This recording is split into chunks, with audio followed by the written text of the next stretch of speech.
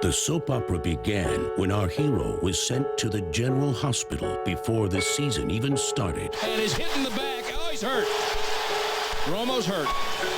Grabbed his back. Tony has a broken bone in his back. It's a fracture. A mysterious stranger arrived, and what started off as young and restless has become bold and beautiful. Play fake. Bootleg to the right. Dak to Beasley. Touchdown with sauce. A 5-1 start to the season has us feeling like these are the days of our lives. I love the fact I'm on this team, and I'm very excited about where we're going to go. Now, we all want to know which quarterback will be the Cowboys' guiding light. This is Tony's team, and I'm here to help my team win each and every game that I can. Now, I'm not Dr. Kildare here, and so we're not going to get into medical. I don't does this microphone work? Just because the Cowboys soap opera is taking the week off doesn't mean we are. Cowboys Game Day on CBS 11 starts now. The bye week couldn't come at a better time for the Dallas Cowboys. A 5-1 start to the season, but there's no such thing as a bye week on Cowboys Game Day, the only live and local Cowboys television pregame show in Dallas-Fort Worth, even when it isn't a Cowboys Game Day. Hello, I'm Bill Jones, along with Keith Russell. We've got the Pro Football Hall of Famer, the Manster, Randy White, once again with us this week, of course. And yes, the Cowboys are 5-1. I say the bye couldn't come at a better time because including the preseason games, you had 4 preseason games, 6 regular season games, 10 games down, 10 games to go before a bye week, before the postseason begins. How's that for some positive thinking? Very positive, Bill, and I agree with you. I think we're going to the playoffs this year. Right off the top, Randy right comes off the with top, it. We're going there. You know, we mentioned every soap opera except as the world turns. That's right. And now my thing is, how does the world turn for the Cowboys? Dak Prescott is still your starter. Tony Romo is healing up. They can't take Dak Prescott out of the lineup with the team having won 5 straight, but sooner or later, Tony Romo is not going to be like, hey, I don't need any more time. He's going to say, I'm ready to roll. So that's a dilemma for me. Well, it's a dilemma, but it's also a good problem to have, Keith. It's one that we haven't had around here for a lot of years. When Tony Romo went down, we had no options. Everybody panicked. We lost games. We got out of playoffs. Now, when Tony comes back, we'll see. The people that make them decisions are going to make those decisions. But, you know, we got a chance to win and go to the playoffs. Either one of them's in the football game. You know, and actually, when a team's 5-1, there's not much drama at all. It's different if you're 1-5 going to the bye week. How did they get to 5-1, though, with Tony Romo not taking a snap all season? No Dez Bryant the last 3 weeks. Well, they've got a scrappy defense that is forcing turnovers, buckling down in the red zone. They've been inspired by rookies Dak Prescott at quarterback and Ezekiel Elliott at running back. The team has rallied around both of those players, and the results speak for themselves. But Dez Bryant says it goes much deeper than what you see on the field. Every guy, wants to see everybody be successful. That's kind of hard to build with this kind of business. And, I think that's a beautiful thing, like we talk about amongst each other. Let's make this the best moment ever. Why not? And when you see another guy be successful, it only motivates you to go out there and do your job. And I think that's just pretty cool because, when you got that kind of chemistry, it can only build, it can't, break. I feel like we're a very close-knit group of guys that feels just like I was, just like in college. We have a lot of fun together, and not much, I don't think anything can get in between us. And it's almost like they've just played a college season. They've got 10 games, including the preseason, under their belt. Let's start with the quarterback. Pretty good chemistry on this team, and it probably starts at the quarterback position with Dak Prescott. I'll tell you what, Bill, that Dak Prescott has come in here, and you look at that. You look at the excitement that he's brought, not only to that football team, but to the fans and to everybody that watches. Everywhere I go, I know Dak Prescott, and they're asking me the same question that we're going to be talking about, and everybody's talking about, what are we going to do when Tony comes back? Well, you know what? We'll deal with that then. But Dak Prescott's winning football games, and this team is rallying behind him and Zeke, and they're playing their hearts out, and boy, it is fun to watch, and I hope that's not interrupted no matter what happens on this team. The biggest thing for me with Dak was how would he respond to adversity? And I think all of the players talked about that after the win in Green Bay. When he had his first multiple turnover game, he actually threw his first interception. He also fumbled twice. One was recovered by the Packers, but he composed himself. What I didn't see was a shaky quarterback. I expected when he had some mistakes for him to be shaky. He was not shaky, including at the end of the first half. I mean, that drive, 95, 96, 97 yards, 33 seconds. I haven't seen a drive like that in quite some time. Yeah, and had no timeouts. Packers had 3 timeouts. But you know what? That drive started with Ezekiel Elliott getting them out of a hole. He almost broke a 97-yard run on that first play of that drive against the Packers last week. But I think Zeke is a guy that everybody can lean on because you know that he can break it at any time, but he can also get the dirty yards, too. He's already proven that. Big, strong, tough, but you shake him loose, he can get to that corner and he can run from one end of the field to the other. You know, we had a guy around here a few years ago when I was playing that used to be able to do that. Every time he touched the football, he was a threat to go from one end to the other. And now we have another one, but we also have one that can bang up in there and take that hit and put some punishment out there when he's running that football. You know, he's a kind of a mix of Tony Dorsett from your era and from the 90s era Emmitt Smith.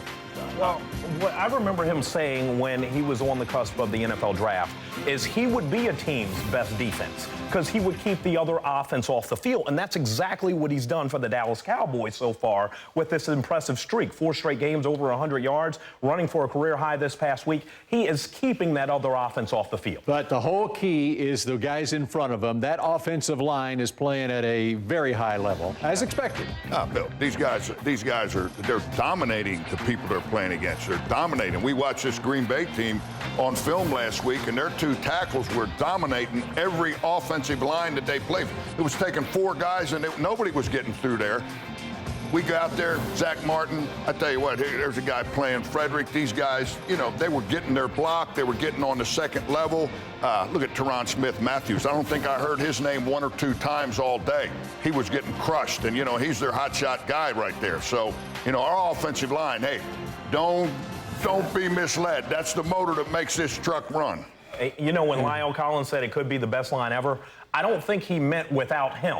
But now that Ronald Leary has come in place of the injured Lyle Collins, I think that's given the Cowboys a boost as well. All right, and then in the passing game, Cole Beasley's having a career year so far. In fact, you'd be hard-pressed to find a better third-down receiver in this league through the first 6 games of this season. I think he's tied for 11th in the league in receptions with 33 on the season.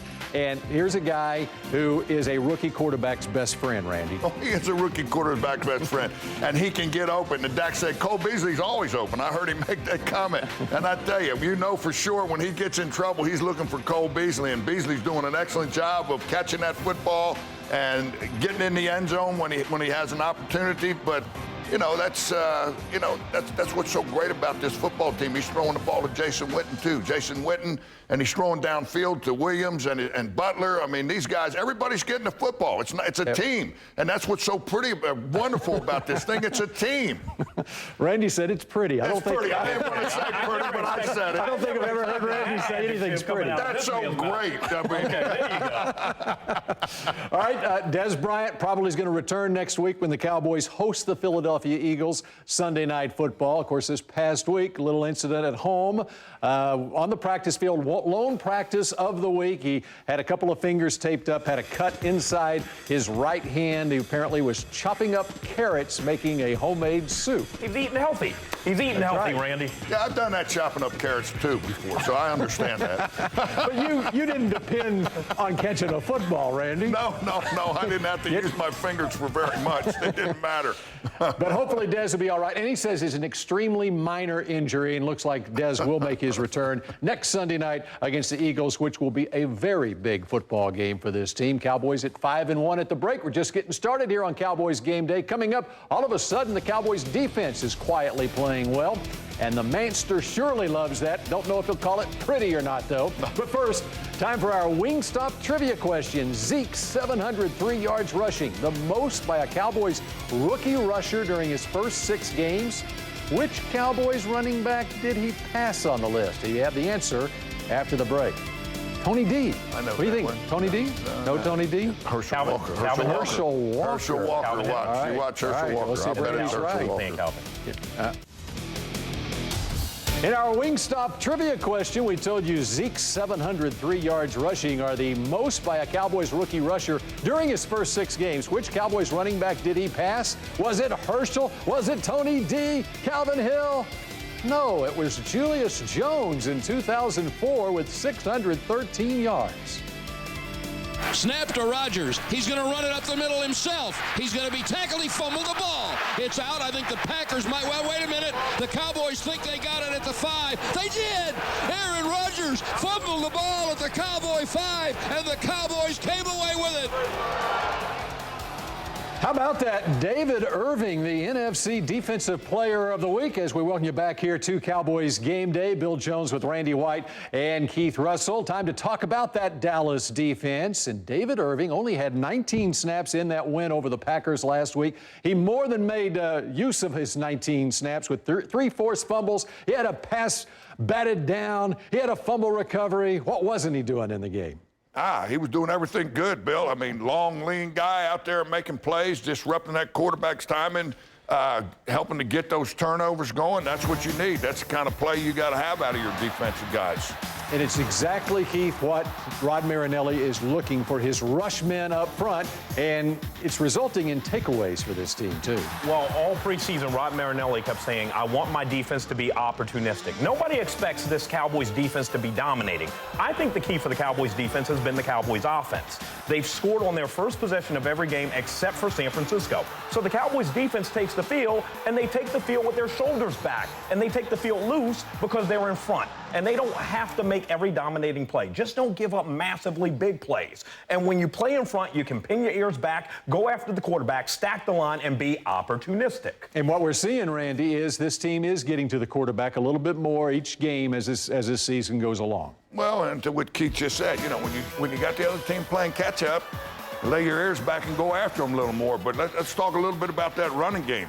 I mean, these guys, that offense is surely helping them, but these guys are stuffed. When you can stuff a guy like Eddie Lacy on the line of scrimmage, you got defensive linemen that are moving to the ball. They know when they're at the point of attack and when they got to hold their position and when they're not and when they have contain. And if you're not, you're sprinting to the football. And if you watch these guys play, that's what they're doing.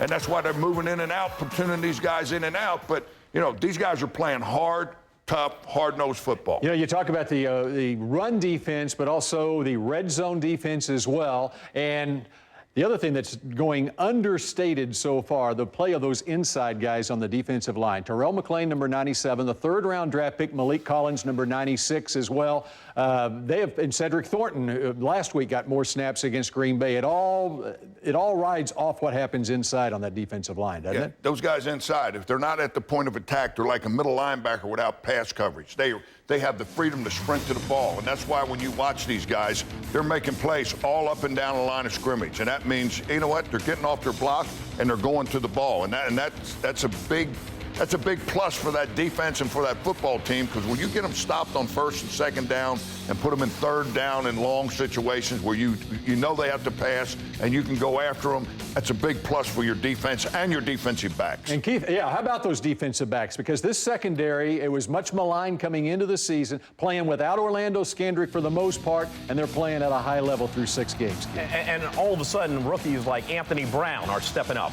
Byron Jones looks like a comfortable fit at safety now. Brandon Carr and Mo Claiborne. Remember when people said, why are those two starting? How is that your starting cornerback combo? Now it's like, wow, we have a good starting cornerback combo. Mo Claiborne, the only thing that stopped him this season is Sean Lee. That's the only thing that's knocked him off his game. All right, we got much more still to come here on Cowboys Game Day. Coming up, what every Cowboys fan has an opinion on. We'll hear from 3 Cowboys quarterbacks legends on the great quarterback debate. Dak Prescott or Tony Romo. It's going to get juicy next. It's time for the Nissan On the Road Report. Shop ChooseNissan.com today.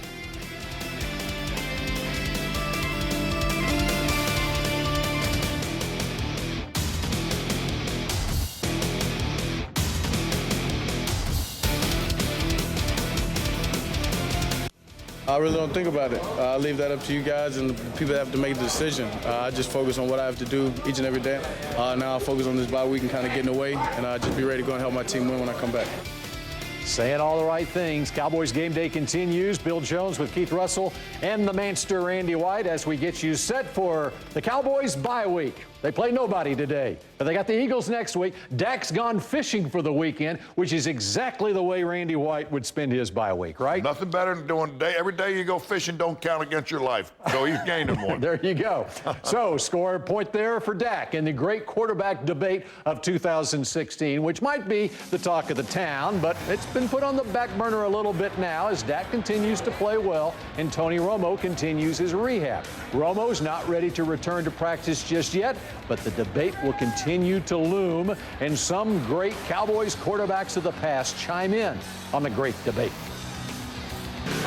You play the guys who give you the best chance to win, and if you're winning, like I said, you kind of stick with the hot hand. In my opinion, for what it's worth, this is Tony's team. He hadn't done anything to lose the job.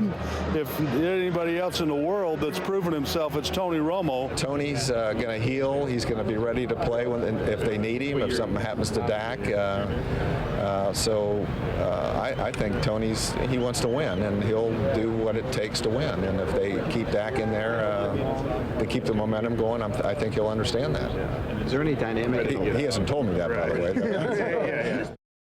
So there you have it. I scored that 2-1. Troy and Roger were on Dak's side there. Roger hedging a little bit there. And Danny White is on Tony's side. And, of course, he would be on Tony's side, considering his own quarterback controversy back in the day. Where does Randy White, the Manster, fall on this? You know, I can't argue with quarterbacks. They know a whole lot more about that than I do, Bill. But, you know, I hope Dak and Tony don't watch all these shows and all these comments, and they go on about Tony getting himself ready to play, get ready to play the quarterback, and Dak continue to play great football like he's playing. And then when the time comes to make this decision, whatever it is, whenever it is, however it is, you know, it'll be made. But, you know, you don't want to lose that momentum this team's got, irregardless of how you go about solving this good problem to have. Well, see, here's my dilemma. It is a good problem right now because the Cowboys are 5-1. But my dilemma is, what does Dak have to do to get pulled from the game? If he plays lights out like he has been playing, how can you take him out of the game? And if you don't take him out of the game, how long do you wait to put Romo in? I don't think you can wait till the end of the season and say, Tony, get in week 13 and now carry us to the promised land. I think the reason why it's a good problem to have right now is because Dak is playing well, and it buys time for Romo to get over his injury, get in sync with his receivers, and it's going to take some time in practice to do that. I do think it's going to take care of itself at some point. I don't know when it's going to be, though. No, we don't know when it's going. We don't have a crystal ball, but, you know, the main thing is this team continues to play football the way they're playing it and winning football games. You know, when you win football games, all these problems have a way of not being so important. Yeah, let me take you back through history of the Dallas Cowboys, though. When they have been good for the most part, they've had two good quarterbacks on their roster. And I'm going back 50 years on this. 1965 to 68, they had Meredith and Morton. Then they had Staubach and Morton. Then they had Staubach and Danny White. After that, they started falling off a little bit in the mid-'80s when the Danny White-Gary Hogaboom controversy happened. You were part of that. Yes, I saw that happen. We don't want to see that happen with this group here. No, we'll eliminate that one from that list of great quarterbacks. All right, when we continue here on Cowboys Game Day, we wrap things up and we'll hand out our awards at the bye and take a second shot at our season predictions. Some of us need a second shot. It's next on Cowboys Game Day. In the words of Witten, sponsored by Nissan. Shop ChooseNissan.com today. Our offensive line, and give Zeke a lot of credit too. I mean, he runs really hard. He sees those holes, he hits them. But those guys just, I mean, they understand the challenge week in and week out. And so they never get too high. Coach Pollock does a good job throwing in some wrinkles in there. But for the most part, I mean, we just stay true to it and trust each other. All right, time to go to our hurry-up offense here on Cowboys Game Day. A look at the NFC East standings. Oh, Randy would say that is so pretty. The Cowboys are at 5-1. Of course, they play Philadelphia next Sunday night. Redskins are at Detroit at noon today. You got the Eagles playing Minnesota. They're 3-2. The Giants at 3-3 playing the Rams. And now It's time in our 2-minute offense here to take a look at some of our predictions at the beginning of the season and correct them here at the bye week. All right, let's start, Randy, with the offensive MVP through the first 6 games. Who you got? I'm taking Dak. I'm taking Dak. There's a lot of choices there, but I'm taking Dak. The quarterback, he's the main guy. They're 5-1. He's my man. I'm taking Zeke. I think, bottom line, he has been the most effective offensive player in the entire NFL. I think right now he is my MVP offensively in the NFL. I'm taking a combination of Dak and Zeke. I'm going with Zach. That would be Zach Martin, the right guard, because he is the pillar of the offensive line through the first 6 games. I think he's playing at a higher level than anybody, and the offensive line is the big reason. Defensive MVP. Who you got, Randy? I'm changing it. I'm going with Rob Marinelli and the whole defensive line with the job they've been doing. If they can keep it up, we're going to be in a playoff and have a shot to go somewhere. I would say you have to go with a player, but it's Randy White. It's the Manster. Whatever the Manster says is fine with me. You can go with a coach, Randy. He can stand for people in Randy's case. Most valuable people. For me, it's Barry Church. The guy has been a key on the back end of that defense. He's been great in the locker room. He's making timely plays. 2 picks, a forced fumble last week. I'm going Barry Church. I'm going Sean Lee because he's always been my favorite player, so it's Sean Lee. I don't care. All right, Zeke breaking Eric Dickerson's rookie rushing record. Is it going to happen? Yes. Yes. Yes. Okay, season predictions one more time. At the beginning of the season, Randy said 12-4. You sticking with 12-4? 13-3. 13-3. All right, you said 9-7. I said 9-7. 12-4. Okay, I'll go 12-4 too. All right, that does it for Cowboys Game Day on a bye week. It's the Cowboys and Eagles next Sunday night. Keith with Dave Campo tonight on CBS 11 News at 10 o'clock. Enjoy your day of football. Enjoy your bye week.